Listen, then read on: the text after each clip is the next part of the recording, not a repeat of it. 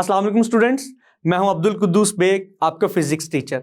आज हम डिस्कस करेंगे चैप्टर नंबर 2 की सेकंड एग्जाम्पल को, विच इज एग्जाम्पल नंबर 2.2। तो स्टार्ट करते हैं आज के लेक्चर को, जिसके लिए हम चलते हैं व्हाइट बोर्ड की तरफ। स्टूडेंट्स, एग्जाम्पल 2.2 की स्टेटमेंट आप देख सकते हैं, which states that two forces of magnitude 10 Newton and 20 Newton act on a body in directions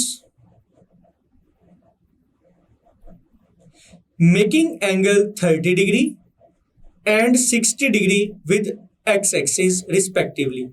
Find the resultant force. तो स्टूडेंट्स, स्टेटमेंट बता रही है कि हमारे पास टू फोर्सेस हैं. First force is 10 Newton and second force is of 20 Newton. ये दोनों forces के मैग्नीट्यूड्स थे, लेकिन दोनों फोर्सेस पॉजिटिव एक्स एक्सिस के साथ जो एंगल बना रही हैं, फर्स्ट फोर्स का एंगल है 30 डिग्री एंड सेकेंड फोर्स का एंगल है 60 डिग्री. हमने इस एग्जाम्पल में रिजल्टेंट फोर्स कैलकुलेट करनी है. तो स्टूडेंट्स, एग्जाम्पल को स्टार्ट करने से पहले अगर हम इस एग्जाम्पल के डाटा को डायग्राम की मदद से रिप्रेजेंट करें तो इस एग्जाम्पल को समझने में और सॉल्व करने में बहुत आसानी होगी. तो स्टूडेंट्स देखते हैं. For example students, we have y axis and x axis.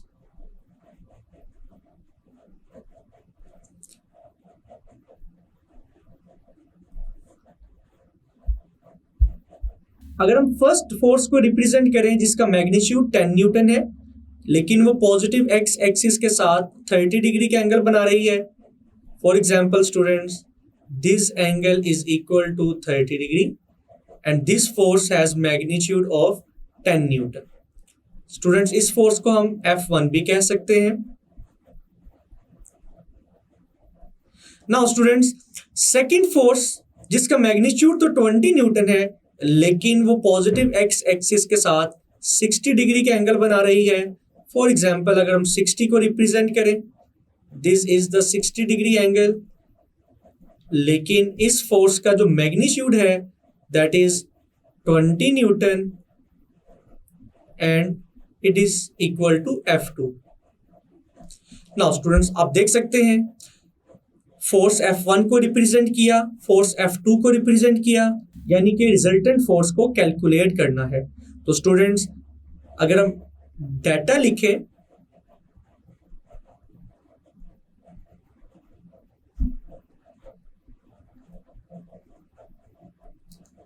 तो स्टूडेंट्स डाटा में जस्ट फर्स्ट फोर्स गिवन है F1, उसका मैग्नीट्यूड है 10 न्यूटन. और स्टूडेंट्स, इस फोर्स के एंगल को हम θ1 से रिप्रेजेंट कर सकते हैं, which is equal to 30 degree. And students, second force का मैग्नीट्यूड है 20 न्यूटन और इस फोर्स के एंगल को हम रिप्रेजेंट कर सकते हैं θ2 की मदद से, which is equal to 60 degree. Now students, data के बाद अगर हम इस एग्जाम्पल की रिक्वायरमेंट को देखें कि इस एग्जाम्पल में हमने क्या कैलकुलेट करना है, that is the resultant force. और स्टूडेंट्स, आपको मालूम है अगर हम रिजल्टेंट फोर्स की बात करें तो स्टूडेंट्स, फोर्स एक वेक्टर क्वांटिटी है. तो रिजल्टेंट फोर्स में हम टू वैल्यूज को कैलकुलेट करेंगे. First thing is the magnitude of the resultant force,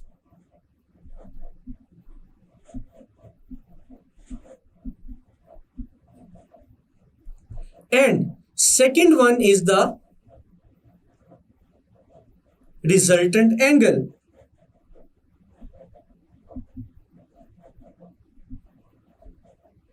तो students, magnitude of resultant force को हम सिंपल F से रिप्रेजेंट कर सकते हैं and angle of the resultant force को हम थीटा से रिप्रेजेंट कर सकते हैं. इट मीन्स दैट कि इस एग्जाम्पल में हमने रिजल्टेंट फोर्स का मैग्नीट्यूड भी निकालना है और उसकी डायरेक्शन थीटा भी निकालना है। तो स्टूडेंट्स, इन दोनों क्वांटिटीज को निकालने के लिए हम जो फॉर्मूला यूज करेंगे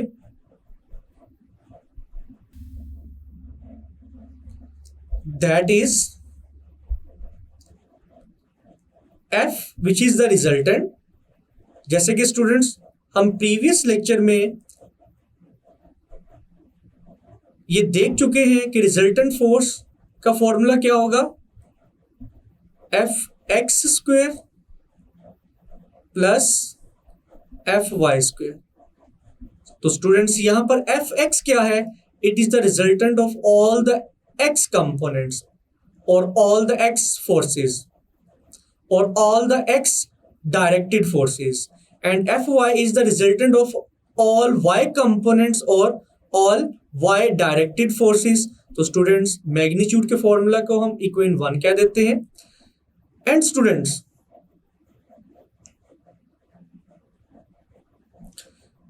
थीटा की वैल्यू कैलकुलेट करने के लिए हम जो फॉर्मूला यूज करेंगे, this is equal to tangent inverse Fy divided by Fx। और स्टूडेंट्स डायरेक्शन और एंगल के इस फॉर्मूला को हम इक्वेशन 2 भी कह सकते हैं।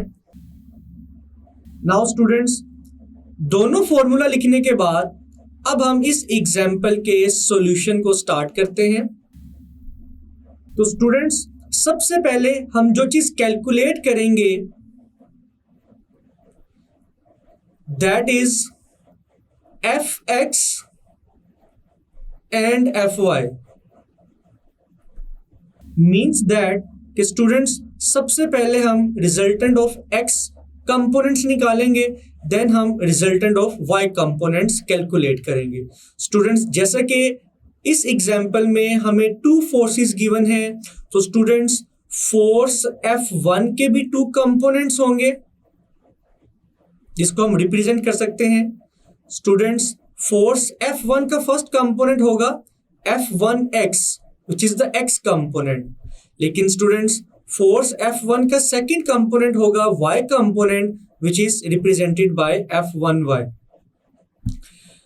एंड स्टूडेंट्स फोर्स F2 की बात की जाए तो सिमिलरली फोर्स F2 के भी 2 कंपोनेंट्स होंगे। First one is F2x, the x component of second force F2, और स्टूडेंट्स F2 का सेकंड कंपोनेंट होगा F2y, that is the y component of force F2। तो स्टूडेंट्स अगर x कंपोनेंट्स की बात की जाए तो जैसे कि आपको मालूम है हम अपने प्रीवियस लेक्चर्स में x कंपोनेंट और y कंपोनेंट के फॉर्मूलाज को डिस्कस कर चुके हैं। F1x का फॉर्मूला क्या होगा students, F1 cos θ1। Similarly students F1y का फॉर्मूला क्या होगा, F1 sin θ1। नाउ स्टूडेंट्स अगर मैं F2x की बात करूं तो F2x निकालने के लिए हम कौन सा फॉर्मूला यूज करेंगे, F2 cos θ2, और F2y के लिए F2 sin θ2। नाउ स्टूडेंट्स अब हम इन 4 इक्वेशंस और फॉर्मूलाज को यूज करते हुए दोनों फोर्सेस के दोनों कंपोनेंट्स निकालेंगे, तो हमारे पास टोटल कंपोनेंट्स कितने आएंगे, 4 कंपोनेंट्स आएंगे। तो स्टूडेंट्स इंडिविजुअली बारी बारी सबसे पहले हम इन दोनों फोर्सेस के x कंपोनेंट्स और y कंपोनेंट्स को कैलकुलेट करते हैं। नाउ स्टूडेंट्स सबसे पहले हम दोनों फोर्सेस के x कंपोनेंट्स को सोल्व करते हैं।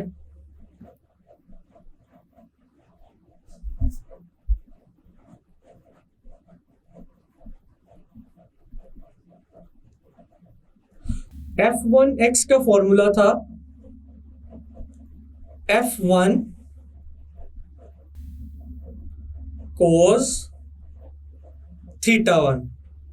तो स्टूडेंट्स अगर हम F1 की वैल्यू को पुट करें it is equal to 10 newton. cos theta 1 की वैल्यू है स्टूडेंट्स 30 डिग्री। तो स्टूडेंट्स अगर हम कैलकुलेटर से cos 30 की वैल्यू को कैलकुलेट करें, it will be equal to 0.866। और अगर हम इस वैल्यू को 10 से मल्टीप्लाई करें तो f1x का फाइनल रिजल्ट आएगा 8.66 न्यूटन। तो स्टूडेंट्स ये था फर्स्ट फोर्स का एक्स कंपोनेंट। अगर सिमिलरली हम सेकंड फोर्स का एक्स कंपोनेंट कैलकुलेट करना चाहें तो हम फॉर्मूला यूज करेंगे F2x is equal to F2 cos theta 2। तो स्टूडेंट्स अगर हम F2 की वैल्यू को पुट करें तो F2 की वैल्यू है 20 न्यूटन। cos थीटा 2 की वैल्यू है 60 डिग्री। सिमिलरली स्टूडेंट्स अगर हम अगेन कैलकुलेटर की मदद से cos 60 की वैल्यू को कैलकुलेट करें, it will be equal to 0.5 and students 0.5 multiply by 20, F2x का फाइनल रिजल्ट आएगा 10 न्यूटन। नाउ स्टूडेंट्स दोनों फोर्सेस के एक्स कंपोनेंट्स को कैलकुलेट करने के बाद अब हम दोनों एक्स कंपोनेंट्स को ऐड करेंगे और रिजल्टेंट ऑफ एक्स कंपोनेंट्स को कैलकुलेट करेंगे। तो students resultant of x directed forces Fx का फॉर्मूला क्या होगा? F1x plus F2x। तो स्टूडेंट्स F1 का आंसर था 8.66 एंड F2 का आंसर था 10। तो जब हम इन दोनों वैल्यूज को ऐड करेंगे तो फाइनल रिजल्ट आएगा 18.66 Newton. This is the final resultant of x directed forces. Now students similarly जिस तरह से हमने सबसे पहले दोनों फोर्सेस के एक्स कंपोनेंट्स को निकाला, देन हमने दोनों कंपोनेंट्स को ऐड करके रिजल्टेंट ऑफ एक्स कंपोनेंट्स की वैल्यू को कैलकुलेट किया। सिमिलरली हम सारा प्रोसीजर रिपीट करेंगे for y components and resultant of y directed forces. तो स्टूडेंट्स अगर हम फर्स्ट फोर्स का वाई कंपोनेंट कैलकुलेट करना चाहते हैं, it will be equal to F1 y is equal to F1 sin theta 1 and students F1 की value है 10, sin theta 1 की वैल्यू है 30 डिग्री। 10 मल्टीप्लाई बाय sin 30 का आंसर आएगा 0.5 और जब हम 0.5 को 10 से मल्टीप्लाई करेंगे तो फाइनल रिजल्ट आएगा 5 न्यूटन। तो स्टूडेंट्स अगर हम F2y की वैल्यू कैलकुलेट करें तो इसका फॉर्मूला होगा students F2 sin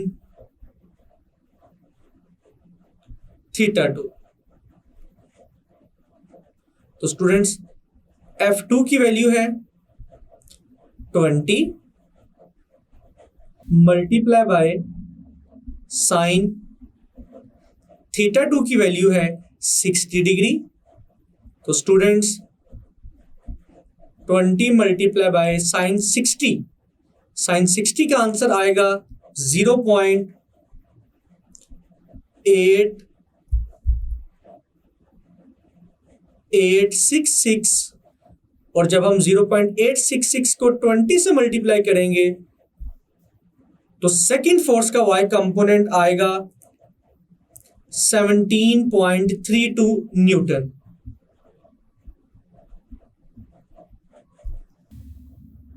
now students अब हम दोनों वाई कंपोनेंट्स को ऐड करेंगे और रिजल्टेंट ऑफ y कंपोनेंट को कैलकुलेट करेंगे। Fy is the resultant of y directed forces which is equal to F1y plus F2y। तो स्टूडेंट्स F1y का आंसर क्या था 5 न्यूटन एंड F2y का आंसर था 17.32 न्यूटन। तो स्टूडेंट्स जब हम इन दोनों वैल्यूज को ऐड करेंगे तो finally resultant of y directed forces का आंसर क्या आएगा 22.32। नाउ स्टूडेंट्स यहां तक हमने रिजल्टेंट ऑफ एक्स कंपोनेंट्स भी निकाल लिया और रिजल्टेंट ऑफ वाई कंपोनेंट्स की वैल्यू भी कैलकुलेट कर ली। नाउ स्टूडेंट्स एफ एक्स और एफ वाई की वैल्यूज को हम इक्वेशन 1 में पुट करेंगे which is equal to f is equal to square root f x square plus f y square। तो स्टूडेंट्स एफ एक्स का फाइनल आंसर था 18.66 whole square plus F y का final answer था 22.32 whole square. तो students अगर हम दोनों values के स्क्वायर को फाइंड करें देन दोनों वैल्यूज को ऐड करने के बाद फाइनल आंसर का स्क्वायर रूट फाइंड करें तो स्टूडेंट्स रिजल्टेंट फोर्स का मैग्नीट्यूड आएगा 29 न्यूटन। तो स्टूडेंट्स यहां तक हम रिजल्टेंट फोर्स के मैग्नीट्यूड को कैलकुलेट कर चुके हैं। नाउ स्टूडेंट्स मैग्नीट्यूड को कैलकुलेट करने के बाद अब हम एफ एक्स और एफ वाई की वैल्यूज को इक्वेशन 2 में पुट करेंगे ताकि हम रिजल्टेंट फोर्स की डायरेक्शन यानी कि एंगल थीटा की वैल्यू भी कैलकुलेट कर सके। Now students by putting the values of f y and f x in equation 2 तो हम लिख सकते हैं फ्रॉम इक्वेशन 2 इक्वेशन 2 क्या थी students tangent theta is equal to f y divided by f x. तो स्टूडेंट्स इस इक्वेशन में हम थीटा की वैल्यू कैलकुलेट करेंगे तो जिसके लिए हम टेंजेंट को इक्वल की राइट साइड पे शिफ्ट करेंगे। तो टेंजेंट जब लेफ्ट हैंड साइड से राइट हैंड साइड में शिफ्ट होगा it becomes tangent inverse. And students f y का आंसर क्या था 22.32 डिवाइडेड बाय एफ एक्स का आंसर क्या था 18.66। तो स्टूडेंट्स अगर हम टेंजेंट इनवर्स की वैल्यू कैलकुलेट करने से पहले 22.32 को डिवाइड करते हैं 18.66 के साथ तो हमारा रिजल्ट आएगा 1.196। नाउ स्टूडेंट्स अब हम इस आंसर का टेंजेंट इनवर्स कैलकुलेट करेंगे तो थीटा का फाइनल आंसर आएगा 50 डिग्री।